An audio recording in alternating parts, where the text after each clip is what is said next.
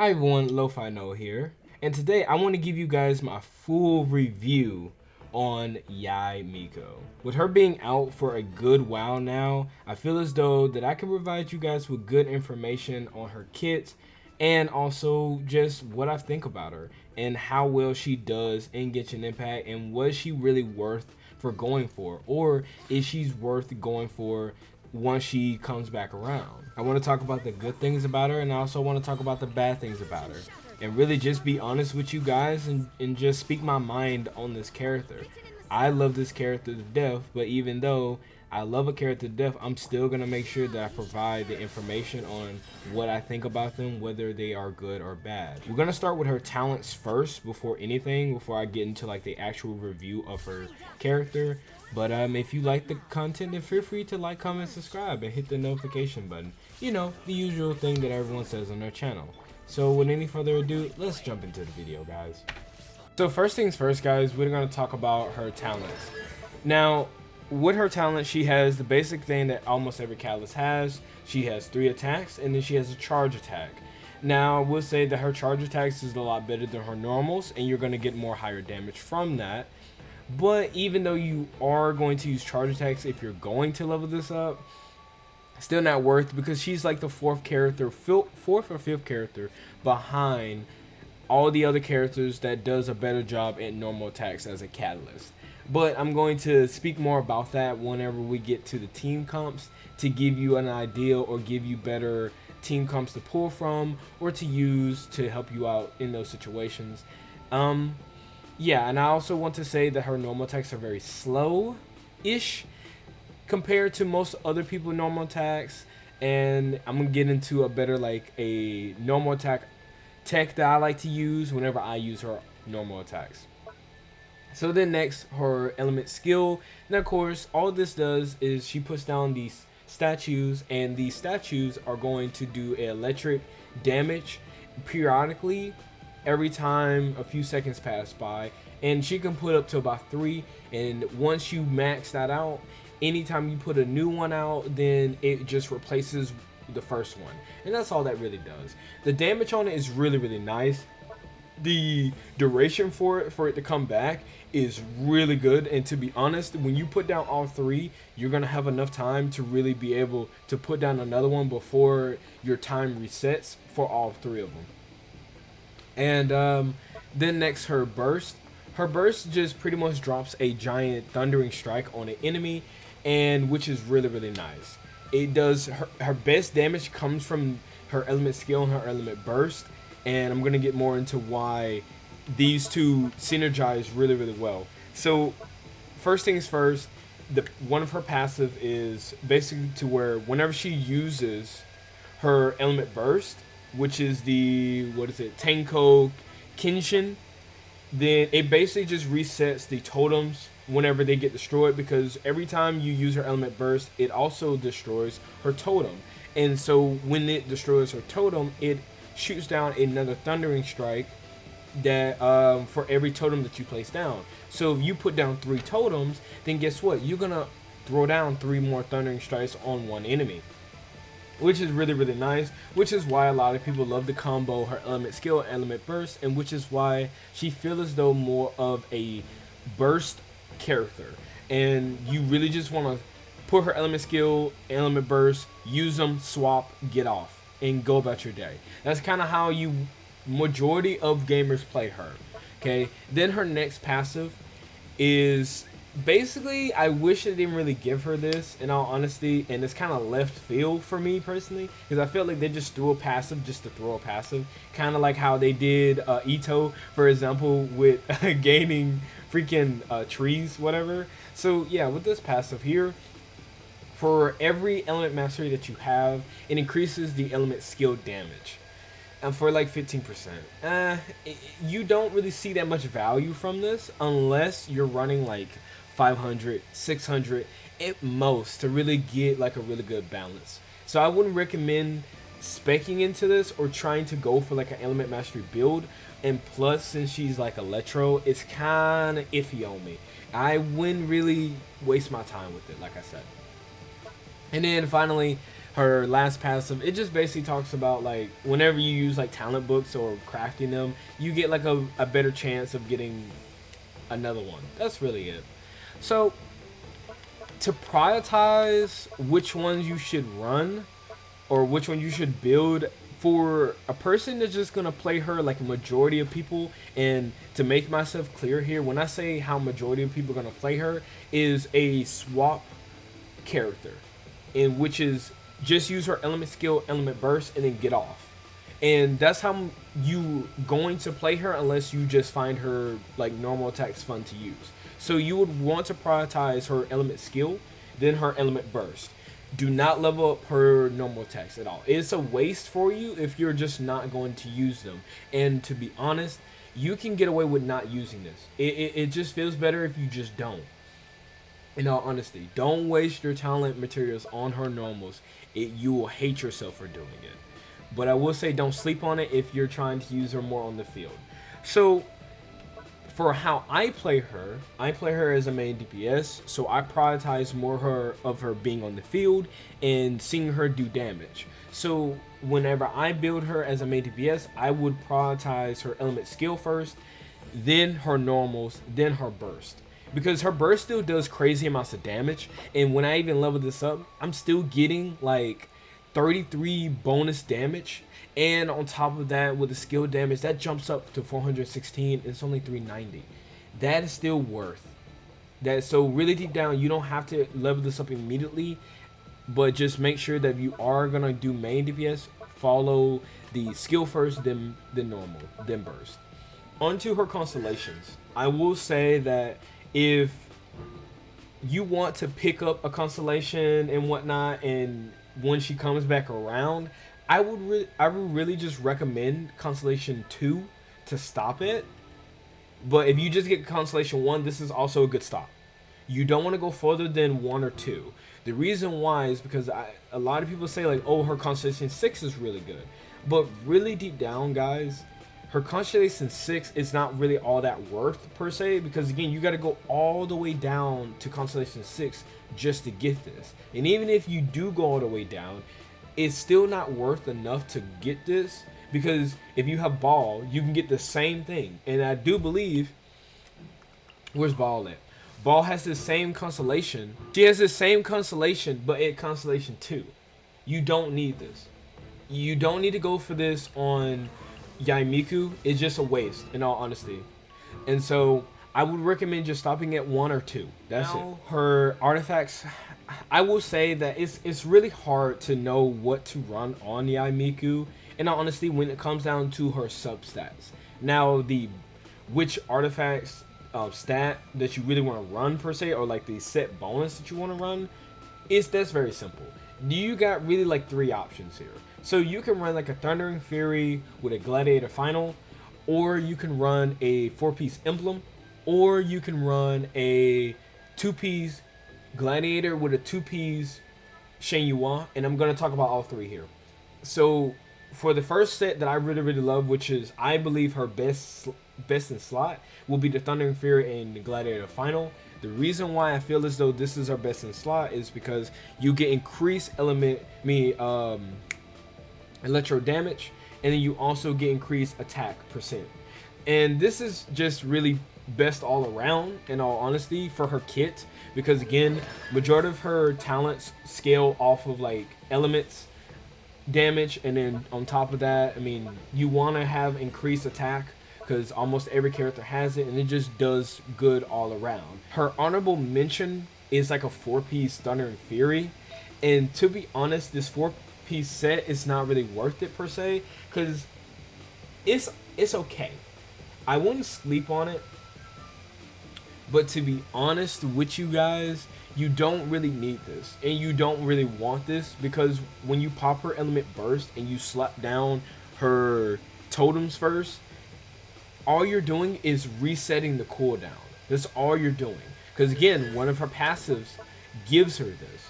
So because of that, you really don't really need the 4-piece from Thundering Furies. Her next honorable mention will be the emblem, the 4-piece emblem. Now, I ran this. I tried this out before. I took my artifacts away from my ball, and I tried this out, and to be honest with you guys, I would say that it does good, but the problem is you're gonna see a lot of damage fall off, even with this set, to me per se, because the whole problem that Yae Miko has is the element recharge. Okay, and not just that, like she prioritized too many stats. One, she's electro, so she already got a bullet in her foot with how much damage that she can do per se in my eyes, because I feel as though electric characters, element mastery, uh, what is it, bonuses, or I guess like overlord and all that stuff, it's just not gonna do as good as like a vaporize and melt comp. And so because she already has that bullet in her foot with the damage from overlord, which not doing crit and whatnot, it's hard. It's very hard to really get good value from the emblem set. Then plus, the emblem set talks about that you want to have element recharge. And so with Yae Miko, she doesn't scale off of element recharge like how like how Ball does. So because of that, unless you're gonna build her with high ER, this is the only way you're going to see value. But again, you're also wanting to build crit and also crit damage and also have attack. And I'm gonna like get into like the substats here after I get through like the last artifact set. But she just asking for too much of substats. Like it's just too many things you're trying to prioritize. And then two, if you're also trying to think about, well, I want to build the element mastery to see how it is. Well, again, that's another substat that you're adding that's already too much. So her next honorable mention will be the 4-piece Senyua and the Gladiator Final. This is like an all-around type of thing, really. If you're going to run it, it will do just, I want to say just as good as the Thundering Fury. You can't go wrong with it. But just keep in mind that your electro damage won't be doing the same amount of damage if you would just pick up the Thundering Fury. Now, in all in all, run the artifact set that works best for you. So if you feel as though that you have really good set pieces on your emblem 4-piece, then run your emblem 4-piece. I'm not telling you not to. Now, what substats should you prioritize with Yae Miko? I would 100% say that you want to go for crit damage, crit rate, attack, ER. That's what you want. Forget about element mastery. Just completely throw it out the window, guys. It's not that worth. And if you are gonna go for it, you're gonna want to sink about 500 to 600. And even then, it's still not worth enough because the damage is only gonna go up like only a couple of numbers. And so I wouldn't really go for it, but don't. Now onto her weapon, guys. Now I have sat down and actually experienced and used almost every weapon that I have that I have leveled up. So sadly, I did not use the oath worm eye. I didn't use it because I didn't need it. But I did sit down and use the Solar Pearl, the Skyward Atlas, her signature weapon, and also the Dodo Tails and the Whip Stiff. So I gotta say this now. I'm gonna talk about Whip Stiff right now. I feel as though the weapon to me is not good on Yae Miko. The reason why I'm going to say this is because I do not play her like a swap comp. I do not play her with a burst quick swap team. I don't do that. When I did, I still didn't use the Whip Stiff because I just don't like the cooldown on it. My next thing I will say is Dodo Tails. Now Dodo Tails, I tried to use this to use her like a main, and I just didn't find this helpful. Another thing is, if you have watched my previous video on me explaining like all the catalyst weapons and everything as a tier list, then you'll kind of understand how I feel about Dodo Tails and everything. But I'm just gonna keep it short here. It wasn't that better. Like the Whip Stiff did better than this. The Skyward, the the catalyst, I mean her signature weapon, solar pearls, all of this did better. In all honesty, her next honorable mention I will give out is solar pearls. Solar pearl is good on every single catalyst. I have never seen solar pearl not working on catalyst unless you're building like a just straight up healing Barbara on your catalyst.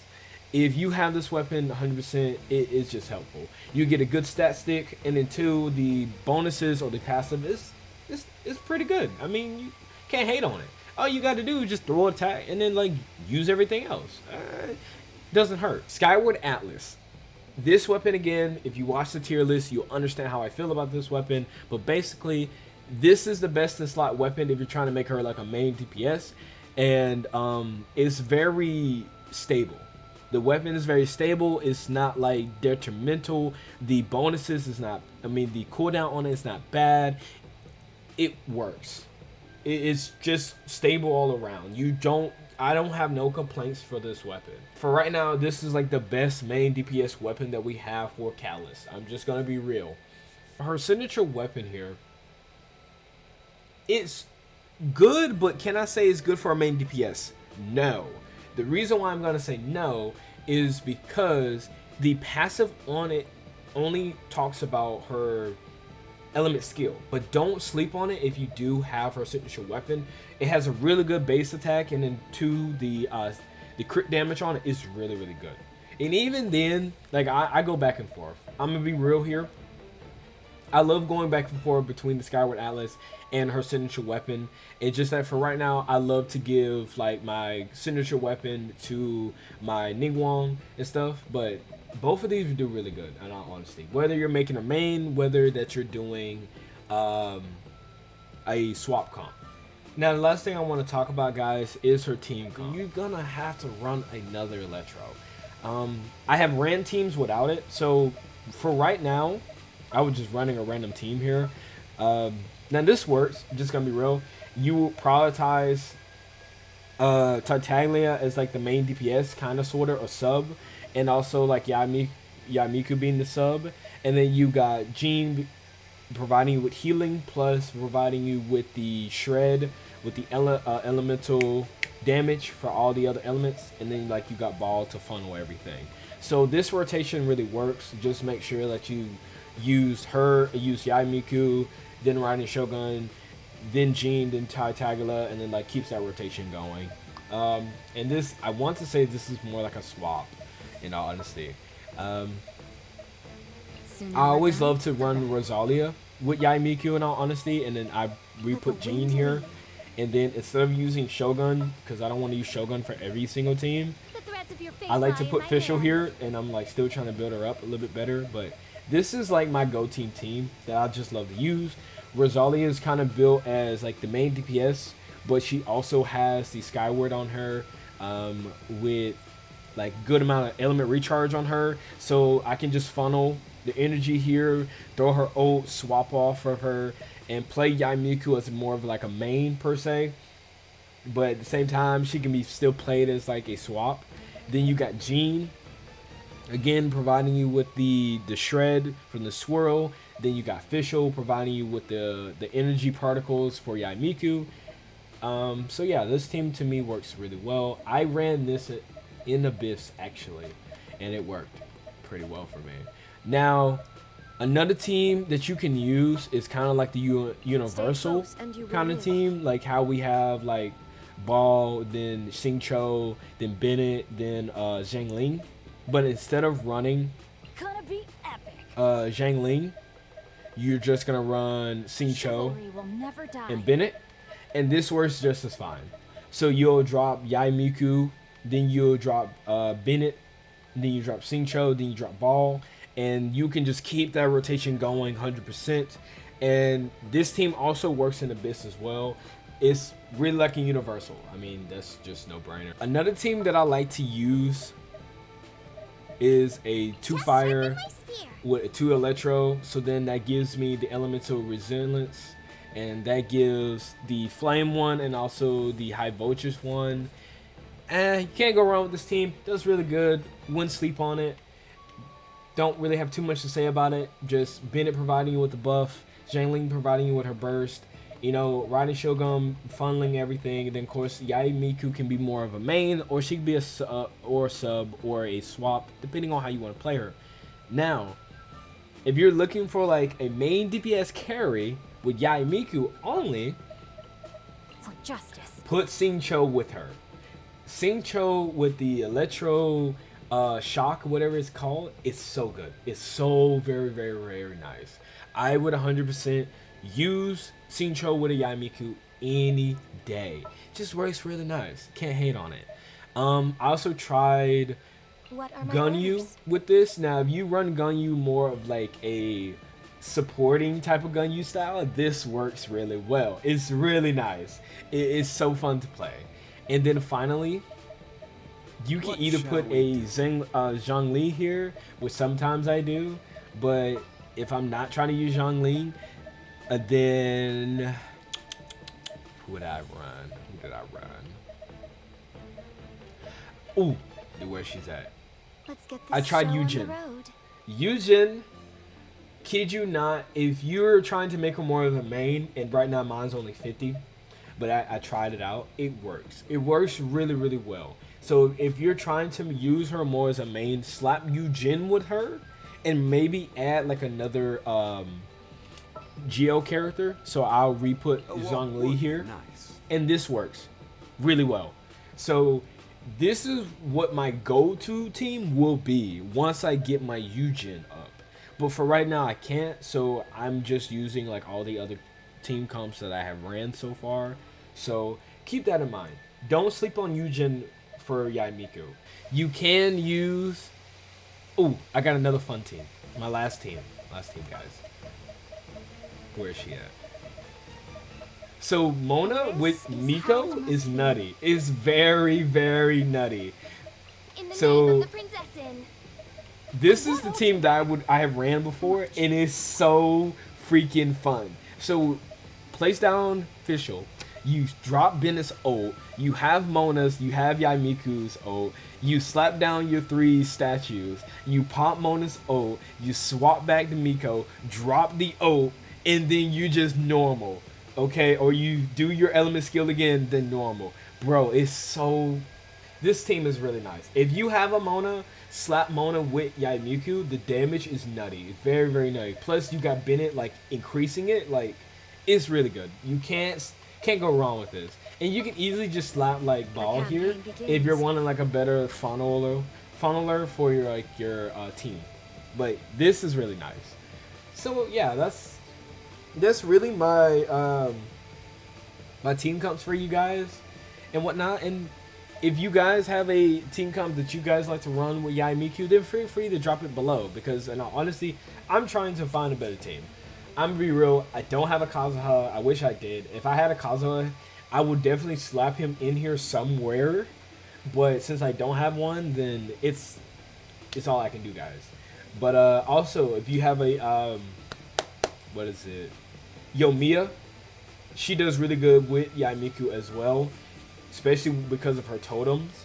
But other than that, really, yeah, like I said, if you guys have teams, then drop it down below for me. I'm gonna look around and see what types of teams could I run.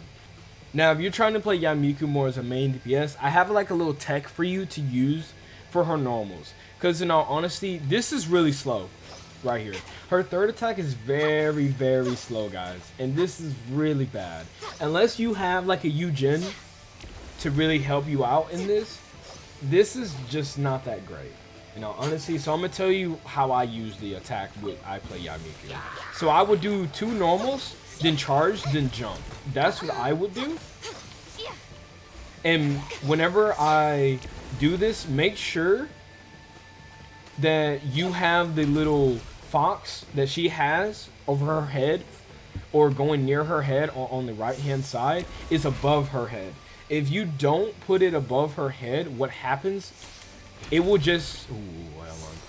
This is what it's going to do. You see how it doesn't do the lightning strike? All it does is do like a normal attack like this. That's bad. So you want to make sure that it goes above her head, then jump. Or you can run council, but I'm trying to reserve my energy. But that's really my tech that I love to try whenever I use Yae Miko to get the best damage out of it, because again, this is very slow. See, this leaves me open to get hit, but if you do it like this, do two normals and then a charge right after, this works a lot better. It just a better type of tech that I would recommend to anyone. And I do believe that if you're a Callus player or user a lot, you tend to not want to use like their full out combo or just sit there and spam the button, because you all know that it's very slow. So just keep that in mind if you are using a Yae Miko. So my final thoughts on Yae Miko, I'm disappointed but also not. So I feel as though Yae Miko is more of a swap character that just does high damage as a Letro character. And to be honest with you, you can just really replace her and really skip over her, to be honest. I feel as though one of her drawbacks that she has is element recharge, and since she doesn't have like anything like helping her with her abilities, kind of how like Ball is to a certain degree, you're basically having to build a lot of substats, and you're just trying to build a character for raw damage that is going to be swapped and not be used on the field that much. And you get better value from other characters that can do the same role but better, and they're not even a 5-star. Now, does that mean that I'm saying that she's just horrible and like anyone who summoned for her was a bad idea? No, but I'm just making sure that I point out the problem. Another problem that I will also have with her is the element mastery passive. I feel as though, what was the point? I feel as though Mihoyo verse, because that's what they're called now, has just thrown a passive. Just like, again, like I said, kind of how Ito got his passive, just threw it in there just because, nothing more, nothing less. So those two things right there is what I just find absolutely sucking for Yae Miko. But even though that sucks, I still enjoy the character. I feel as though she is a wonderful 5-star, and I have fun with her. I think one of her positive things that she has for her kit is the fact that she can apply Electro really good. And on top of that, she's able to put down 3 statues that does really good electro damage. And then on top of the burst as well, getting to apply about like 4 oaks on one enemy, that's just crazy. It's just nutty. It's really, really nice damage. And even with that, like her aesthetic, how she looks, how she feels when you play her, it's just really fun to watch and play. That's how I feel with the character. And it's kind of like I'm playing as a Kaching main. You know, there's a lot of Kaching mains out there, but there's also a lot of people who don't play Kaching, but the people who do, they love the character. It's just something that they really enjoy. So I feel as though she's kind of like another Kaching type of character, where there's mains out there, but it's just not that prevalent. It's not that shown a whole lot. That's my take on Yae Miko. That's my review. So other than that, I hope you guys enjoyed the video, and I'll catch you guys again later.